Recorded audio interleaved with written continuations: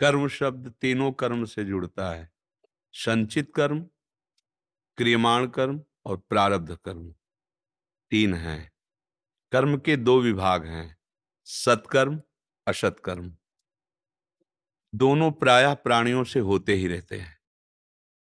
कुछ सत्कर्म होते हैं और कुछ असत्कर्म होते हैं।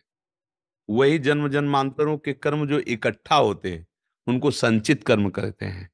जो हमसे नवीन कर्म होते हैं उनको क्रियमाण कहते हैं। और जिन कर्मों के हिसाब से इस शरीर की रचना हो गई है, अब शरीर को जो भोगना है, शुभ या अशुभ, सुख या दुख, सत या असत कर्म के परिणाम स्वरूप, उसे प्रारब्ध कर्म कहते हैं।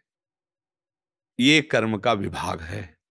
जो हमारा भाग्य है उसे प्रारब्ध कहते हैं। वो हमारे पूर्व कर्मों के परिणाम से लिखा गया है।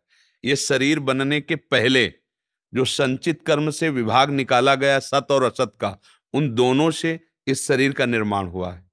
अब हम कर रहे हैं सत्कर्म, लेकिन पीछे का असत कर्म जो हमारे भाग्य में लिख दिया गया फल, अब उसका भोग भोगना पड़ेगा। अब क्या करें?